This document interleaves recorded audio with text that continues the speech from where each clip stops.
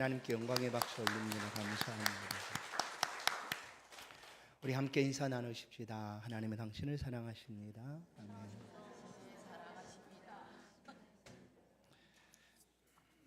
말씀만 따라가자라는 제목으로 말씀을 함께 나누겠습니다. 설 명절 잘 보내셨죠? 명절 기간 동안 눈이 많이 와서 오고 가는 길 동안 아마 좀 불편하고 힘들었을 텐데, 그래도 내비게이션이 빠른 길, 또 안전한 길 아마 인도하지 않았을까. 세상에 많은 소식들이 있습니다. 우리 가운데 들려지는 이야기들이 참 많습니다. 유튜브로, 또한 뉴스로, 영상들로. 그래서 무엇을 따라가야 될지 저마다 걱정들을 많이 합니다. 그러나 많은 사람들이 각각 자기가 가진 경험, 또 자기가 지금까지 지켜왔던 어떤 신념, 또한 자기의 환경 속에서 또한 세상이 원하는 쪽을 따라서 따라가기도 합니다.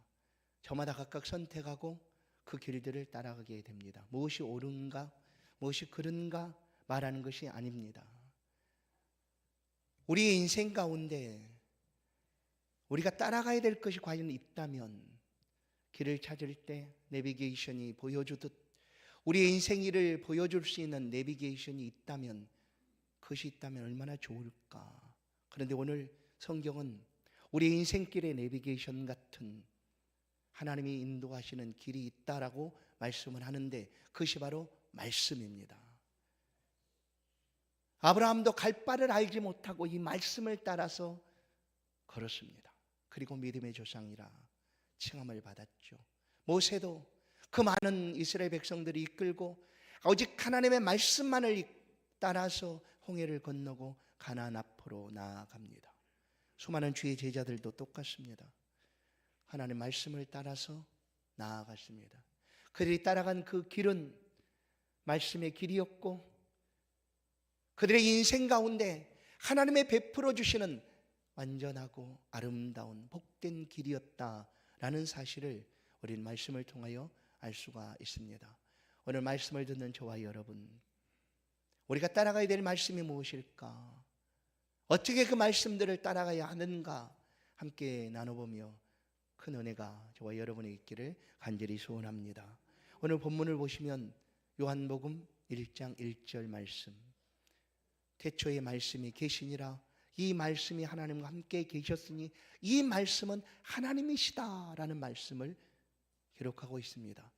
요한 사도는 우리 가운데 이 복음서를 기록하고 우리로 하여금 이 복음서를 읽는 누구든지 하나님의 아들 예수 그리스도를 믿도록 하기 위함이고, 또한 그 예수 그리스도를 힘입어서 생명을 얻도록 하기 위해서 이 복음서를 기록한다라고 요한복음 20장 31절에서 밝히고 있습니다. 그 시작을 이렇게 하고 있죠. 태초에 말씀이 계시니라. 성도 여러분, 이 말씀 어디 들어본 것 같지 않습니까? 맞습니다. 창세기 1장 1절, 태초에 하나님이 천지를 창조하셨느니라 하는 말씀과 연결이 됩니다.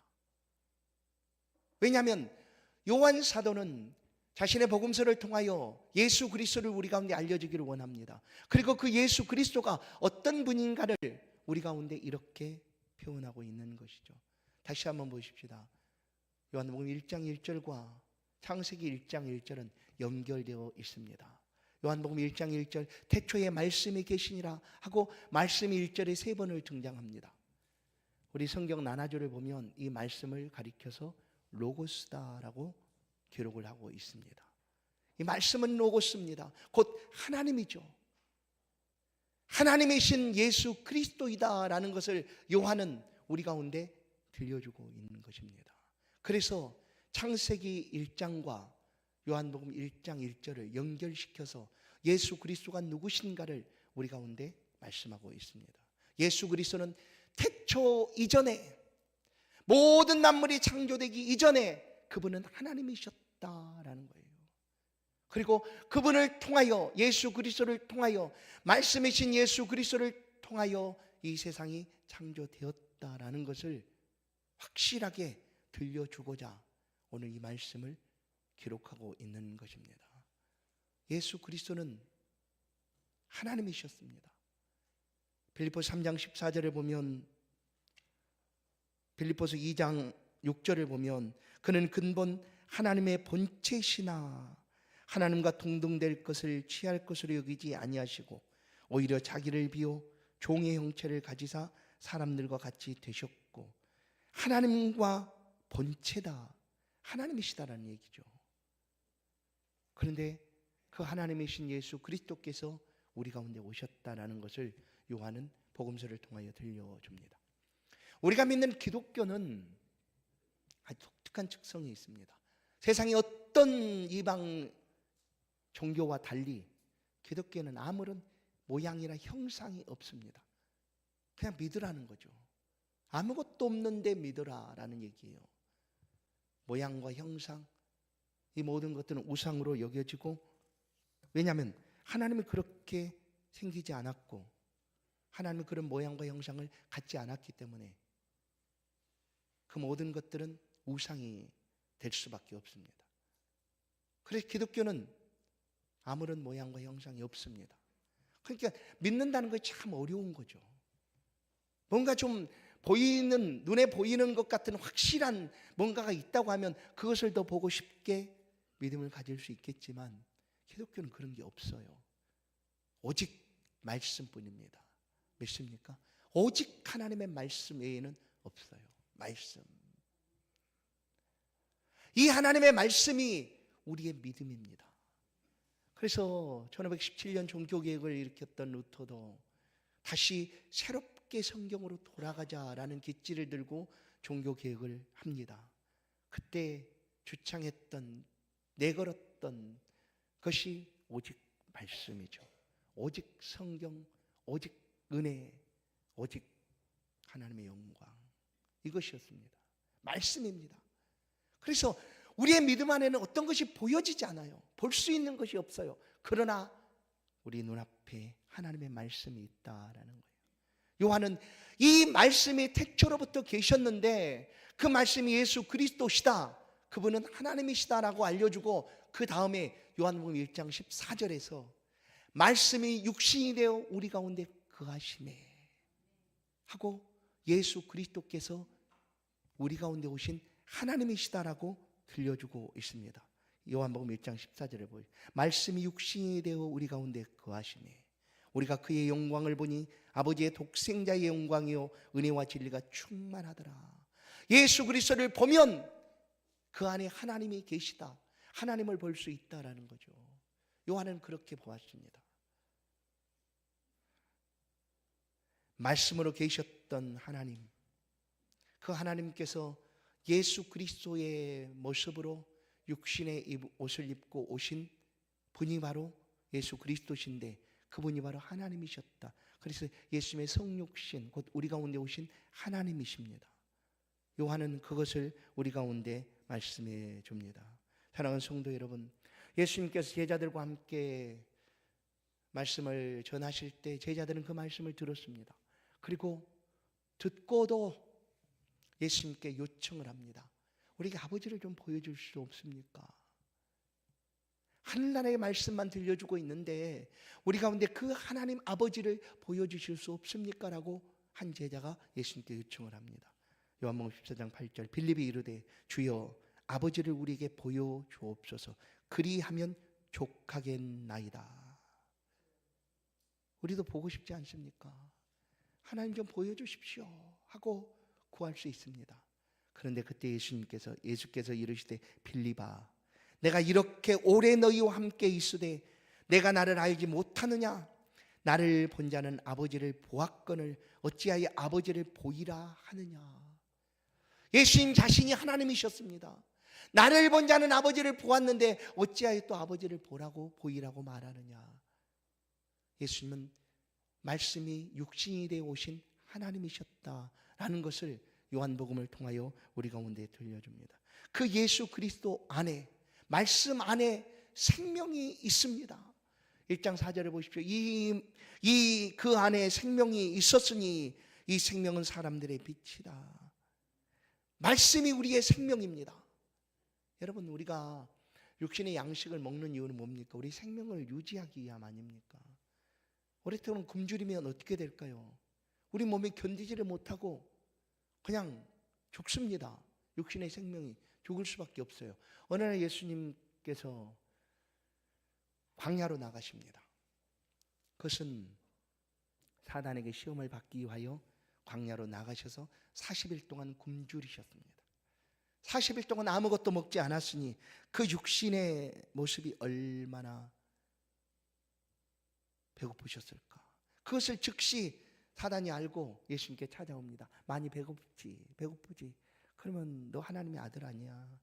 그럼 여기 돌덩어리 떡 만들어 먹을 수 있잖아. 그냥 그렇게 먹어봐. 얼마든지 할 수 있지. 그렇게 해봐. 배고프니까. 하고 예수님을 유혹합니다.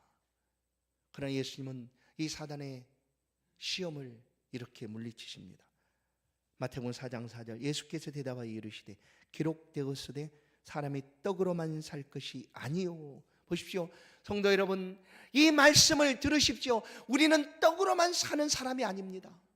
사람이 떡으로만 살 것이 아니다라고 성경은 가르쳐 줍니다. 이것을 우리는 믿고 하나님 앞에 있는 거예요. 그럼 어떻게?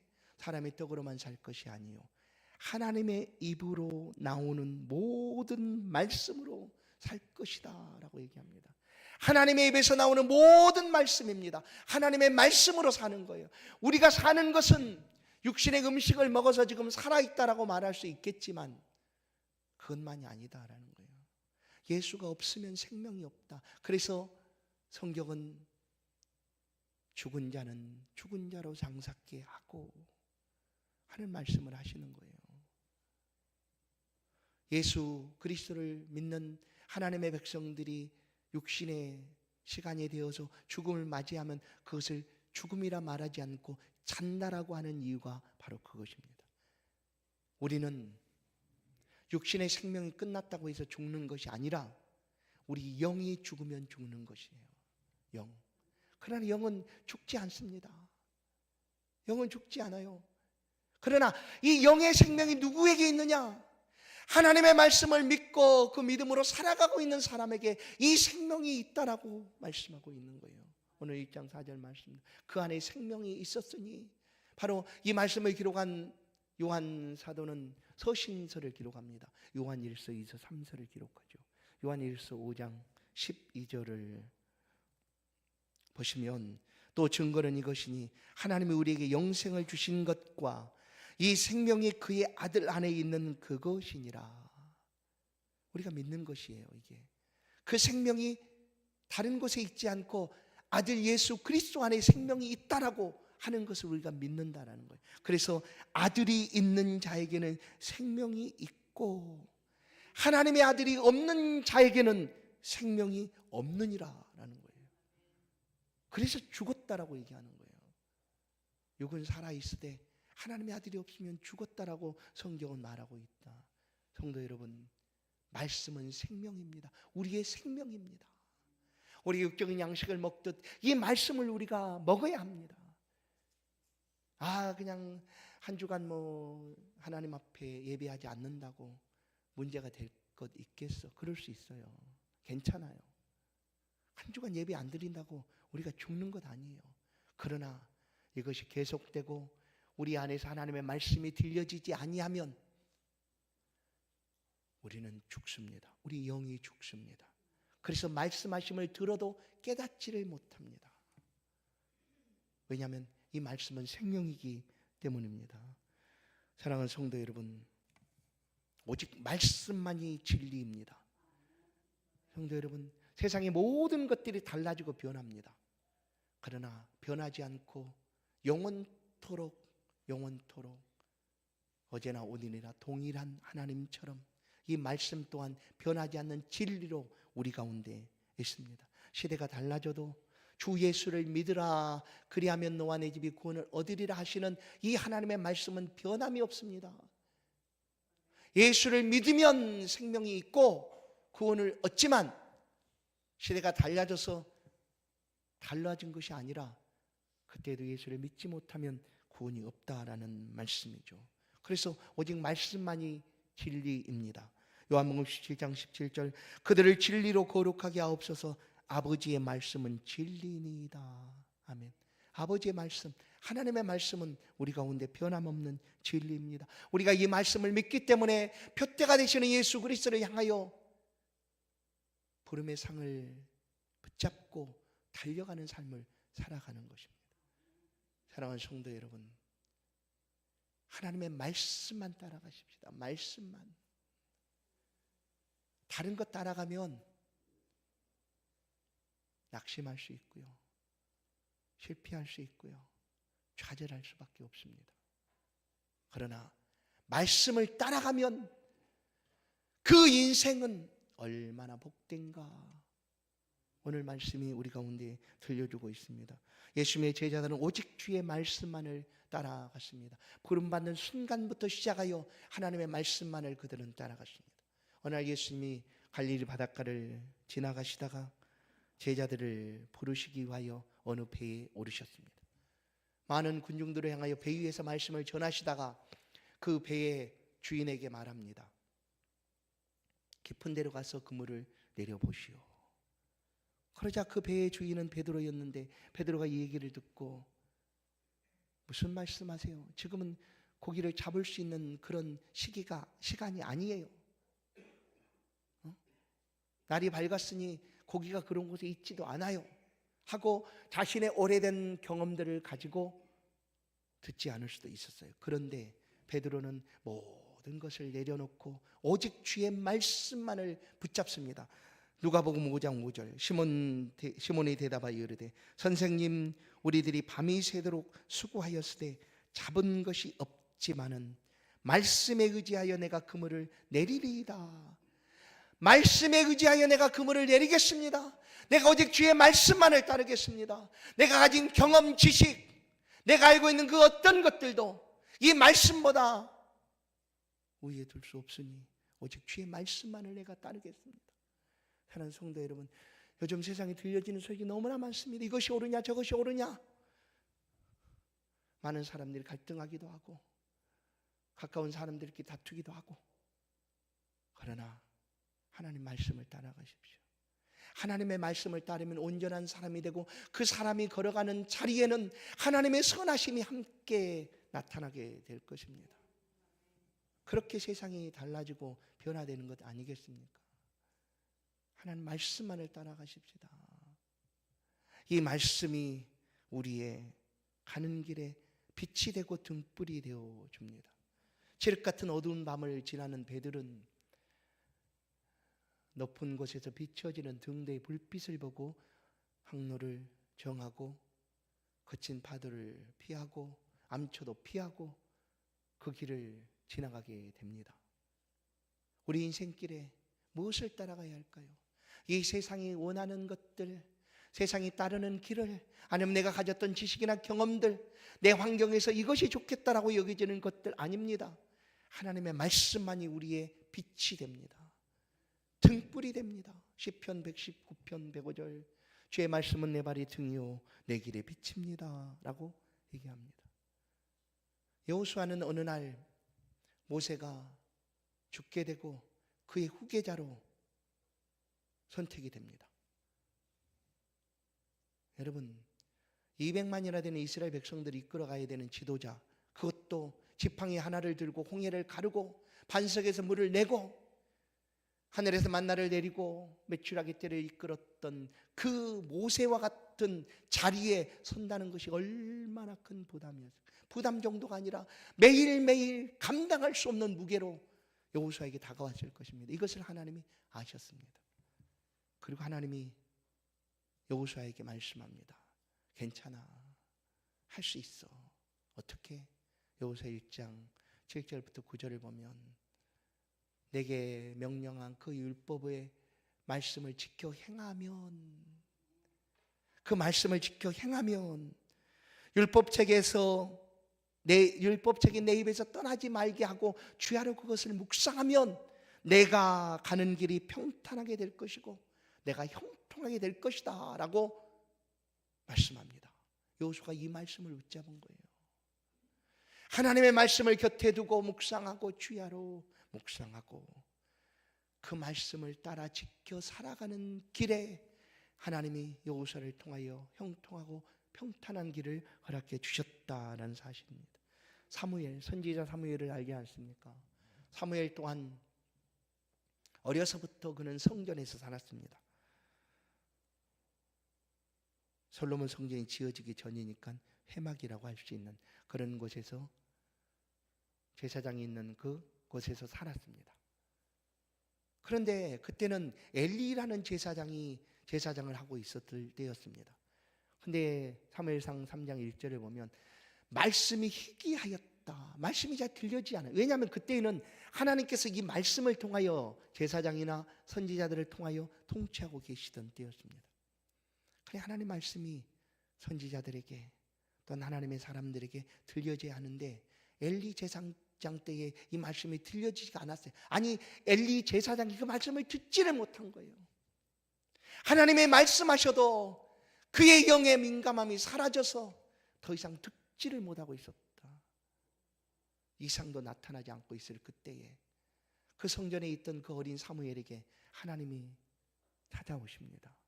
사무엘아 사무엘아 하고 하나님이 수차례 부릅니다. 그러다가 엘리 제사장이 야 이번에 또 부르거든 이렇게 대답하라 하고 알려줍니다. 3장 10절을 보면 여호와께서 임하여 서서 전과 같이 사무엘아 사무엘아 부르시는지라 사무엘이 이르되 말씀하옵소서 주의 종이 듣겠나이다 합니다. 사무엘이 그 앞에 섭니다. 하나님 말씀을 듣고 싶어 그 앞에 섭니다. 말씀하십시오. 내가 듣겠습니다. 이것입니다. 우리의 인생길의 내비게이션은 우리의 인생길에 따라야 될 것은 오직 주의 말씀입니다. 주의 제자들처럼 우리도 말씀 앞에 서야 합니다. 예수님의 제자들 앞에 많은 사람들이 떠나갔습니다. 예수님을 따르던 수많은 사람들이 떠나갔습니다. 그 말씀이 참 어렵구나 하고 떠나갔습니다. 아 예수를 믿었는데 왜 이렇게 힘든 일이 생길까? 내가 예수를 믿겠다고 이 자리에 있는데 왜 이런 어려움들이 내게 다가올까? 왜 이런 힘든 일들이 나에게 찾아오는가?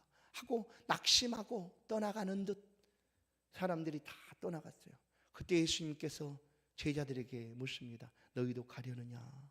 그럴 때 제자들은 이렇게 대답합니다.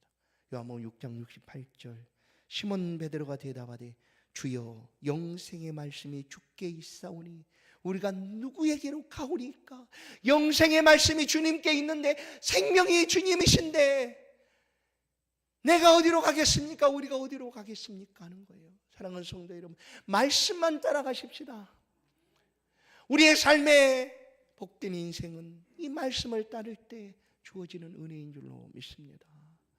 사무엘처럼 여호수아처럼 주의 제자들처럼 말씀하옵소서 내가 듣겠습니다 하고 주의 말씀 앞에 엎드리시는 우리 모두가 될 수 있기를 간절히 축원합니다. 말씀을 따라가는 인생은 복된 인생입니다. 시편 1편은 복 있는 사람은 하고 악인의 길을 하면서 복 있는 사람을 얘기합니다. 2절을 보시면 이렇게 나타납니다. 그는 주야로 오직 여호와의 율법을 즐거워하여 그 율법을 주야로 묵상하는 자로다. 주야로 묵상하는 자, 하나님의 말씀을 가까이 두고 그 말씀을 주야로 되새김질하고 또 듣고 묵상하는 사람, 그 사람이 복 있다라는 거예요. 그렇습니다. 말씀을 따라가면 복된 길을 걸어가는 거예요. 말씀을 따라가면 하나님의 능력이 함께합니다. 나는 할 수 없어요. 나는 부족해서 이 일들을 감당할 수 없어요. 내가 직장에서, 내 사업의 터전에서, 내가 일하는 일터에서 나는 지혜도 없고 부족해서 그런 능력이 없어요. 할 수 있어요. 그러나 말씀을 따라가면 하나님께서 능력을 주시는 줄로 믿습니다. 히브리서 4장 12절을 보십시오. 하나님의 말씀은 살아있고 라고 얘기합니다. 살아있고 관력이 있어 좌우의 어떤 날성금보다 예리하여 혼과 및 관절과 골수를 찔러 쪼개기까지 합니다. 사람의 마음을 어떻게 바꿔놓을 수 있을까요? 어떤 능력으로도 사람의 마음을 우리가 바꿀 수가 없습니다. 그러나 하나님의 말씀이 들어가면 그 마음이 부드러워지고 달라지고 변화되어 새로운 사람이 되는 것처럼 우리가 말씀을 따라가는 그 자리에 하나님의 능력이 함께하는 줄로 믿습니다. 말씀의 능력이 우리를 인도해 줄 줄로 믿습니다. 하나님의 말씀을 따라가면 우리는 그야말로 나는 믿음이 큰 사람 되고 싶어, 정말 하나님 앞에 기쁨이 되고 싶어 하는 그런 바람을 성도들은 가지고 있지 않습니까? 우리 믿음이 커가기를 원하고, 그 믿음을 가지고 하나님을 더 잘 섬기기를 원하고, 하나님 교회에 세워져 감을 함께 협력하고 도와주고 순종하기를 원하는 것 아니에요? 그게 우리의 믿음 생활 아닙니까? 난 믿음이 크는 거 원하지 않아. 절대로 나 딱 그러면 안 돼. 아유, 안 돼. 순종을 더 해야 되잖아. 그럼 더 힘들어져. 뭐 이런 사람이 있나요? 아니에요. 우리는 매일 하나님의 말씀을 듣고, 하나님, 내 믿음이 장성한 분량까지 자라기를 원합니다 하는 그런 마음을 가지고 신앙생활을 합니다. 그런데 우리의 믿음이 자라가는 놀라운 비결은 어디서 있는가? 말씀입니다. 말씀. 디모데후서 3장 15절을 보십시오. 또 어려서부터 성경을 알았나니 성경은 능히 너로 하여금 그리스도 예수 안에 있는 믿음으로 말미암아 구원에 이르는 지혜가 있게 하느니라. 성경이요. 어떤 형상을 보고 아니에요. 하나님의 말씀을 읽고 듣고 하다 보면 그 안에 구원에 이르는 지혜가 있음을 깨닫게 됩니다. 그리고 모든 성경은 하나님의 감동으로 된 것으로 교훈과 책망과 바르게 함과 의로 교육하기에 유익하니. 말씀이 얼마나 유익합니까? 어떤 유익을 가져오는지 보십시오. 이는 하나님의 사람으로 온전하게 하며, 우리가 온전하게 될 수 있다고 여겨지십니까? 하나님 말씀이 우리 안에 있으면, 하나님 말씀은 우리를 다스리면 우리는 하나님의 사람으로 온전케 됩니다. 그리고 보십시오. 선한 일을 행할 능력을 갖추게 된다는 거예요. 말씀이에요. 우리가 하나님의 말씀을 들으면, 하나님의 말씀을 지켜 행하면 우리는 온전한 사람이 될 뿐만 아니라 우리가 가는 곳에 하나님의 선하심이 함께 나타나게 됩니다. 지난주에 말씀드린 것처럼 우리가 가는 곳에 하나님의 선하심이 언제나 함께 있으면 그 자리는 공의롭고 의롭고 그리고 완전한 자리가 되지 않겠습니까? 어떻게? 하나님 말씀을 따라갈 때입니다. 사랑하는 성도 여러분, 올해 우리 임마누엘 교회가 함께 기록하고 싶은 말씀이 시편입니다. 시편 큰일 났다. 150편 엄청 긴데 언제 다 쓰냐? 그럴 수 있어요. 난 눈도 잘 안 보이고 글씨 쓰는 것도 힘든데 왜 목사님이 긴 성경을 아직도 남았어요. 사실 여러분, 왜 이렇게 할까요? 조금이라도 좀 가까이 보시고 하나님의 말씀을 한번 필사하는 그런 은혜도 경험하라는 거죠. 우리나라의 성경 쓰기 운동 본부라는 것이 벌써 30년째 있습니다. 근데 그 중에 한 장로님은 37번을 성경을 필사했어요. 37번. 그냥 쓴 성경이 아니에요. 그냥 붓으로 있잖아요. 예전에 두루마리처럼 이렇게 쭉 말아가지고 하는 것처럼 쭉 쓴 것도 있고요. 아주 정성을 다해서 그렇게 성경을 필사하신 분이 있다는 거예요. 그래서 우리는 맛보기로 이렇게 그래도 매년마다 한 권씩 써와가지고 함께 하신 분들은 꽤 많이 썼어요. 7, 8권을 지금 썼어요. 그래서 오늘 이제 올해는 10편, 150편에 도전하는 거예요. 가다가 119편 되면 손을 놓을지도 몰라요. 176절이거든. 176절. 응? 오바다 이런 성경은, 유다서 이런 성경은 그냥 한 장 딱, 목사님 내년에는 유다서 이렇게 쓰면 안 돼요. 유다서. 그럼 내가 다 쓸게요. 한번 그렇게도 해볼게요. 그렇게. 그리고 도전해 보는 거잖아요. 성경 한 권 썼다 이렇게. 우리 한번 가까이 하십시다. 그래서 말씀을 따라가는 우리의 삶을 한번 이렇게 실천을 해보십시다. 야고보서 1장은 이렇게 말합니다. 너희는 말씀을 행하는 자가 되고 듣기만 하여 자신을 속이는 자가 되지 말라. 그래서 사실 저는 하나님의 말씀을 많이 듣는 것 그렇게 원하지 않아요. 왜냐하면 너무너무 많이 듣다 보면 듣기는 들었는데 행하지 못하면 이 말씀처럼 속이는 거네 이럴 수 있으니까. 그러나 말씀을 듣되 지켜 행하면 계시록 1장 1절 1장 3절 이 예언의 말씀을 읽는 자와 듣는 자와 그 가운데 기록 거룩한 것을 지키는 자는 복이 있나니 말씀합니다. 지금이 바로 그런 때입니다. 말씀을 부지런히 읽으시고 들으시고 말씀대로 삶을 살아가기 위하여 힘써 가십시다. 우리의 빛이 되어 주시고 등불이 되어 주시는 하나님의 말씀이 우리 앞에 놓여 있습니다. 그냥 말씀만 따라가겠다고 하십시오. 다른 사람의 얘기 그 때문에 상처받고 아파하지 마시고 오직 하나님의 말씀만을 따라가십시오. 하나님 말씀합니다. 내가 너 사랑한다. 너 많이 힘들지? 내가 다 알아. 네 마음 내가 알고 있어. 네가 얼마나 고통하고 아파하는지 내가 다 알고 있어. 밤이 새도록 기도하는 네 모습 내가 보고 있단다. 새벽녘에 하나님 앞에 울부짖는 그 기도를 내가 듣고 있단다. 염려하지 마. 내가 너와 평생 함께 할 거야. 너는 내 것이야. 내가 너무 사랑하거든. 그러니 힘내라 하시는 하나님의 말씀을 들으십시오. 사람의 이야기를 듣고 낙심하고 실망하고 마음을 찢어 아파하지 마시고 하나님 말씀을 듣고 오직 이 말씀만을 붙잡고 나아가십시다. 그러면 우리의 가는 길에 변하지 않는 하나님의 빛, 말씀의 빛이, 말씀의 등불이 우리와 함께 하실 줄로 믿습니다. 하나님을 가까이 하고 친밀하게 하면 우리는 하나님 앞에 더 마음을 열고 더 쉽게 은혜를 체험하게 됩니다. 내 말이 너희 안에 있고 너희가 내 안에 거하면 무엇이든지 원하는 대로 구하라. 그리하면 이루리라. 요한복음 15장에 있는 말씀이죠. 맞습니다. 오늘 말씀만을 따라가는 성도 여러분의 삶에 하나님의 생명의 빛이 언제나 비춰주기를 주의 이름으로 간절히 축원합니다. 축원합니다. 하나님 감사합니다. 우리가 생명의 말씀을 듣고자 주 앞에 있습니다. 이 한 해를 말씀을 따라가게 하여 주옵소서. 말씀을 가까이 두고 주의 아래 묵상하여 그 말씀이 주신 은혜를 삶의 자리에서 경험하고 말씀의 능력들을 체험하며 하나님과 동행하는 삶을 살아갈 수 있도록 은혜 베풀어 주옵소서. 예수 그리스도의 이름으로 기도하옵나이다. 아멘. 찬송 546장입니다. 귀한 예물을 하나님께 봉헌드립니다.